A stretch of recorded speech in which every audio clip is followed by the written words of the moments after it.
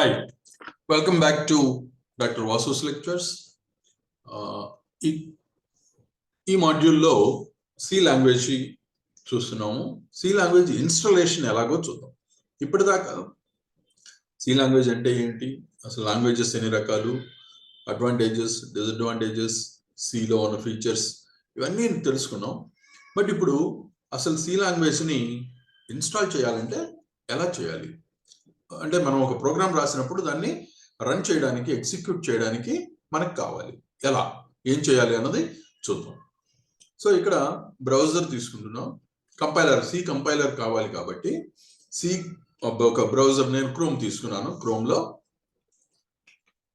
Turbo C plus plus download, డౌన్లోడ్. I select Turbo C plus plus download.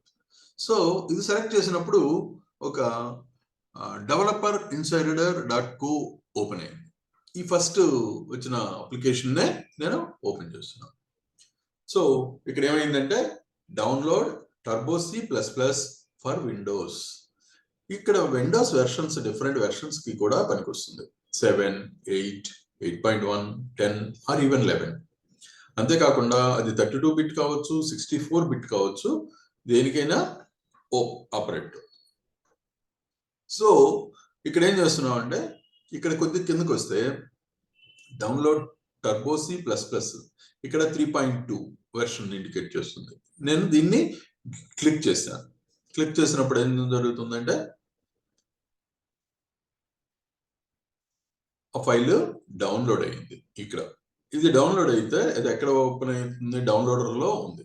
So ఇక్కడ నా downloads లోకి turbo C compiler వచ్చింది.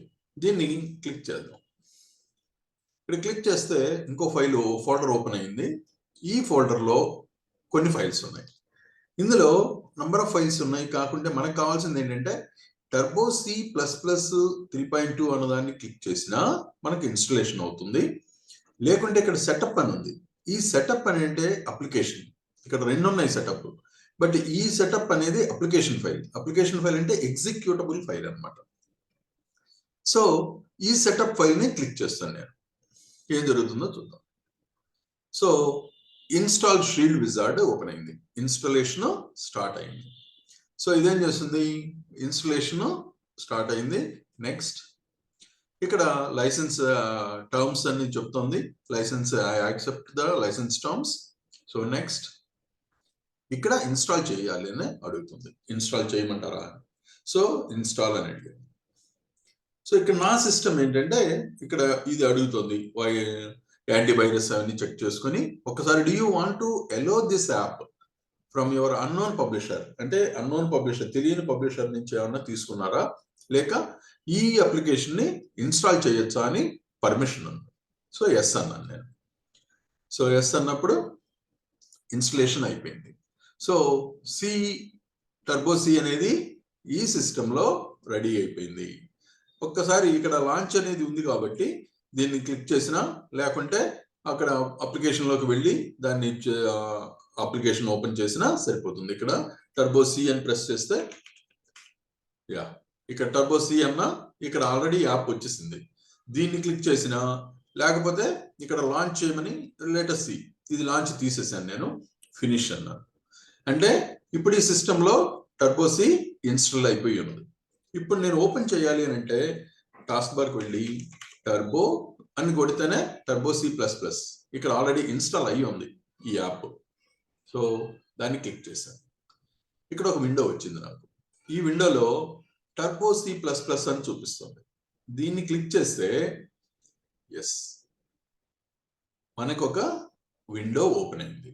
ఇక్కడ ఇది టర్బో సి మనకు కావాల్సిన ఎన్విరాన్మెంట్. మనం ఇక్కడ ఈ ప్రోగ్రామ్స్ ని రాయడానికి కానీ, రన్ చేయడానికి, కంపైల్ చేయడానికి అన్నిటికీ ఒక ఎడిటర్ లాగా పనికొస్తుంది, ఒక కంపైలేషన్ కి పనికొస్తుంది, రన్ చేయడానికి అంటే ఎగ్జిక్యూట్ చేయడానికి పనికొస్తుంది.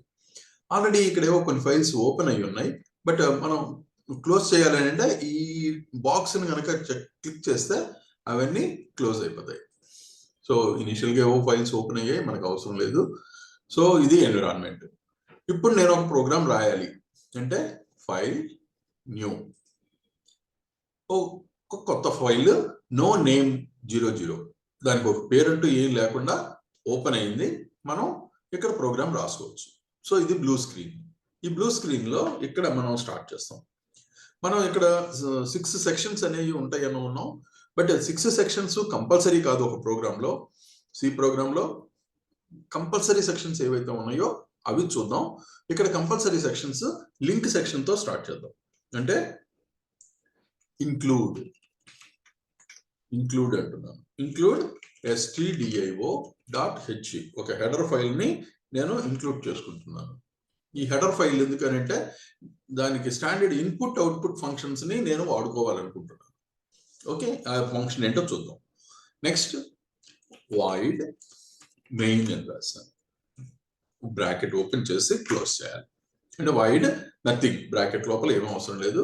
ఇప్పుడు కర్లీ బ్రాకెట్స్, మేసాల బ్రాకెట్స్ అని ఓపెన్ చేయాలి.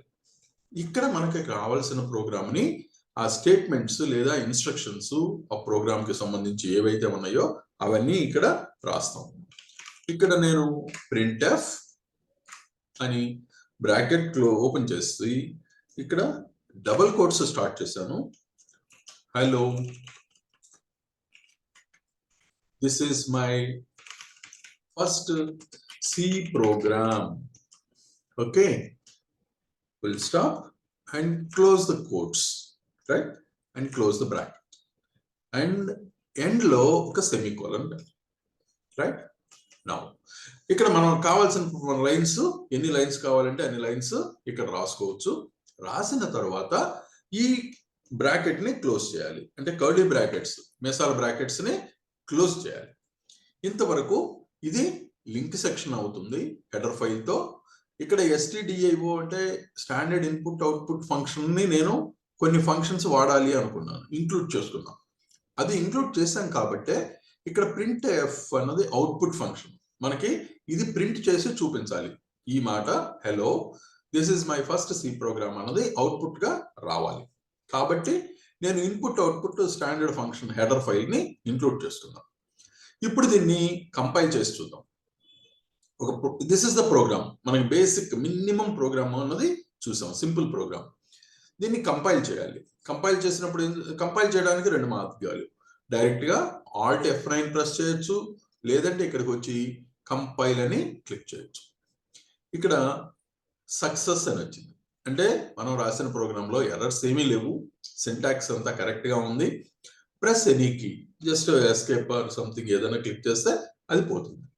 అంటే ఆబ్జెక్ట్ కోడ్ రెడీగా ఉంది, మెషిన్ కోడ్ ఎగ్జిక్యూటబుల్ ఫైల్ రెడీగా ఉంది. మెషిన్ కి ఇవ్వడం, ఎగ్జిక్యూట్ చేయొచ్చు. ఇప్పుడు మనం అంటే కంపైలర్ ఆబ్జెక్ట్ ఫైల్ ని తయారు చేసి పెట్టింది. ఇప్పుడు ఏం చేస్తున్నాం అంటే దీన్ని రన్ అని ఇస్తాం. రన్ ఇవ్వడానికి రెండు మార్గాలు. ఒకటి Ctrl F9 ఇవ్వచ్చు, లేదా ఇక్కడికి వచ్చి ఈ మెనూ నుంచి రన్ సెలెక్ట్ చేసుకోవచ్చు. ఇక్కడ ప్రోగ్రామ్ రన్ అయింది. ఈ రన్ అయింది, ఎక్కడికి అవుట్పుట్ ఏదో వచ్చి ఉండాలి, మనకి ఇక్కడ ఏం కనిపించట్లేదు. అది చూడాలి అంటే ఏం చేయాలంటే ఇక్కడ విండో దగ్గరికి వచ్చి అవుట్పుట్ ఉంది. ఇక్కడ అవుట్పుట్ విండో అది. ఈ అవుట్పుట్ విండోని కనుక క్లిక్ చేస్తే మనకి ఇక్కడ కావాల్సిన అవుట్పుట్ ఇందులో కనిపిస్తుంది. మనం రాసిన ప్రోగ్రామ్ లో ఏం చెప్పాం, అవుట్పుట్ నాకు కావాలి ఏంటి, hello, this is my first C program. ఆ సేమ్ అక్కడ సేమ్ అదే లైన్స్ ఇక్కడ వచ్చేసాయి. సో ఇది అన్నమాట మనం ఒక సి కంపైలర్ ని మన సిస్టంలో ఇన్స్టాల్ చేసి ప్రోగ్రామ్ రాసే విధానం. సో ఈ బ్లూ స్క్రీన్, ఈ ఎన్విరాన్మెంట్ ఇదంతా కూడా IDE ఎన్విరాన్మెంట్ అని పిలవచ్చు. సో ఎడిటింగ్ కోసం, మనం రాసే ప్రోగ్రామ్స్ కోసం, వీటన్నిటికీ ఇది ఉపయోగపడుతుంది.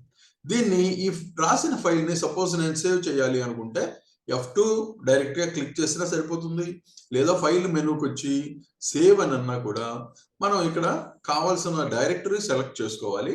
ఆ డైరెక్టరీలో మనకి ఏ ఫైల్ నేమ్ తో ఇది సేవ్ చేయాలో అక్కడ అది సేవ్ అవుతుంది. సపోజ్ నేను ఫస్ట్ అని ఇచ్చాను, ఫస్ట్ అని ఇచ్చి దీన్ని సేవ్ చేస్తున్నాను. Okay, overwrite existing file. Yes, ఇక్కడ మనం రాసిన ఈ పర్టికులర్ ప్రోగ్రాము first.cpp అనే ఫైల్ నేమ్ తో సేవ్ అయ్యి ఉంది. సో ఈ విధంగా మనం దీన్ని ఇన్స్టాల్ చేయడం, ప్రోగ్రామ్ రన్ చేయడం ఏంటో చూసాం. నెక్స్ట్ ఇక అసలు ప్రోగ్రామింగ్ అంతా మన నెక్స్ట్ మాడ్యూల్స్ లో చూడబోతున్నాం అన్నమాట. So thank you very much. All the best.